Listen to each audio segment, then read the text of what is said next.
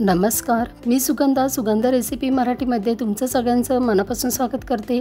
मकर संक्रांतीनिमित्त जर तुम्हीसुद्धा तिळाचे लाडू तयार करण्याच्या विचारात असाल तर आज मी तुम्हाला तिळाच्या लाडूंची खास रेसिपी सांगणार आहे। या पद्धतीने जर तुम्ही लाडू बनवाल तर घरातील सगळी मंडळी तुमच्यावर खुश झाल्याशिवाय राहणार नाही। अनेकदा तिळाचे लाडू तयार करत असताना कडक होतात, तसेच गुळाचे प्रमाण कमी जास्त झाल्यामुळे जास्त गोडही होऊ शकतात। असं होऊ नये म्हणून आज मी तुम्हाला तिळाच्या लाडूंची परफेक्ट रेसिपी सांगणार आहे। चला तर मग जाणून घेऊया तिळाच्या लाडूंची रेसिपी बनवण्यासाठी काय साहित्य लागतं ते। इथे मी अर्धा किलो तीळ घेतलेले आहे आणि अर्धा किलो बारीक चिरलेला गूळ, 1 ते 1.5 चमचा तूप आणि 150 ग्राम शेंगदाणे आणि पाणी 2 चमचा घेतलेला आहे। तर सगळ्यात अगोदर गॅसवर जाड तळाची कढई ठेवूया आणि त्यात शेंगदाणे भाजून घ्यायचं आहे। मंद आचेवर छान खमंग खरपूस साल तडकेपर्यंत शेंगदाणे आपल्याला भाजून घ्यायचं आहे।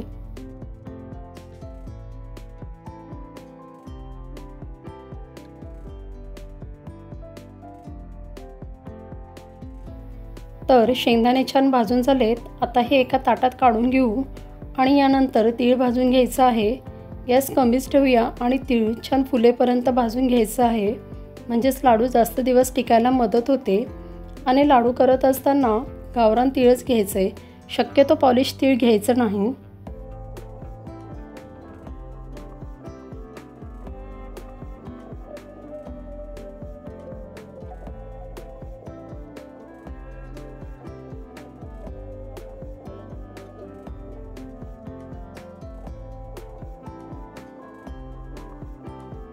सात ते 8 मिनिटात तीळ मंद आचेवर भाजून झाली आहे। मस्त खमंग असा सुवास येतोय। आता तीळसुद्धा एका ताटात काढून घेऊ। आता यानंतर आपल्याला करायचा आहे गुळाचा पाक। तर कढईमध्ये 1 ते 1.5 चमचा तूप घ्यायचे। तूप गरम झाले की यामध्ये घालूया चिरलेला गूळ। यानंतर यामध्ये घालायचं आहे 2 चमचे पाणी। यामुळे लाडू कडक न होता खुसखुशीत होतात। आता गॅस कमीच ठेवूया आणि गूळ सतत ढवळत विरघळून घेऊया। गूळ विरघळतोय तोवर आपण शेंगदाण्याची सालं काढून जाडसर कुटून घेऊया। इथे माझी कढई लहान पडत होती म्हणून मी गूळ मोठ्या कढईत काढून घेतला आहे। तर 2 ते 3 मिनिटात गूळ विरघळला आहे, हलकी उकळी आलेली आहे। अजून 2 ते 3 मिनिटं गूळ शिजवून घेऊ। आता आपण पाक तपासून बघूया। तर मी एका वाटीत पाणी घेतलं आहे, त्यात गुळाचे थेंब टाकायचे आणि त्याला जरासं मी प्रेस करते तर हा जेलीसारखा तयार होतोय।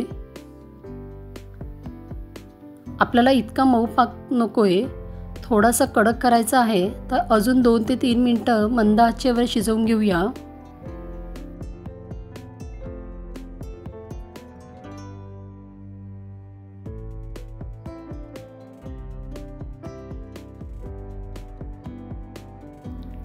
तर आता बघा याचा रंग डार्क झालेला आहे, आपला पाक तयार झाला आहे।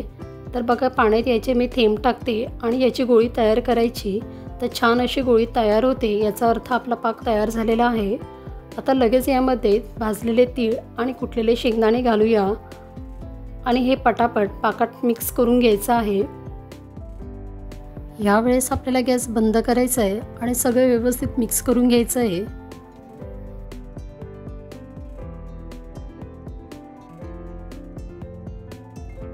तर बघा हे मी चांगलं मिक्स करून घेतलं आहे।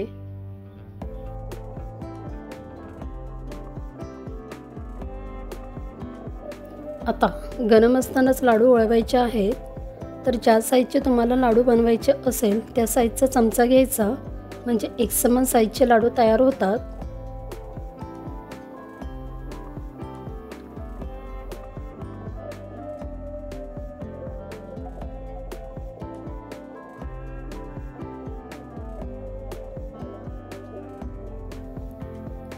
यानंतर हाताला थोडंसं तूप लावून घ्यायचं आणि गोल एकसमान आकाराचे लाडू वळवून घ्यायचं।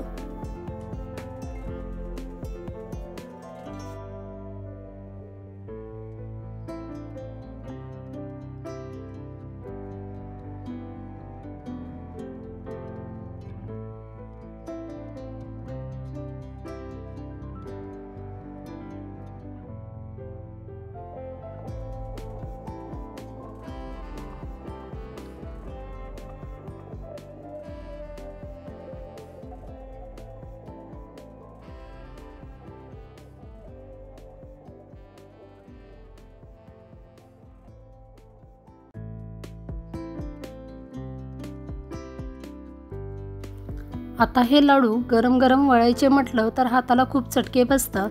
त्याकरता एक सोपी ट्रिक वापरणार आहोत. तर या पद्धतीने खोलगट आकाराचा चमचा घ्यायचा, सोबत 2 छोट्या आकाराच्या वाट्या घ्यायच्या. यांना सुरुवातीला थोडंसं तूप लावून घ्यायचं. तर असाच हा गोळा उचलून वाटीमध्ये ठेवायचा आणि ही वाटी अशा पद्धतीने शेक केली की लगेच लाडूला गोल गरगरीत असा आकार येतो. तर बघा किती साधी सोपी अशी ट्रिक आहे. हाताला चटका न लागता खूपच मस्त असा आपला तिळगुळाचा लाडू तयार झालेला आहे. तर अशा पद्धतीने आपण सगळे लाडू बनवून घेऊ.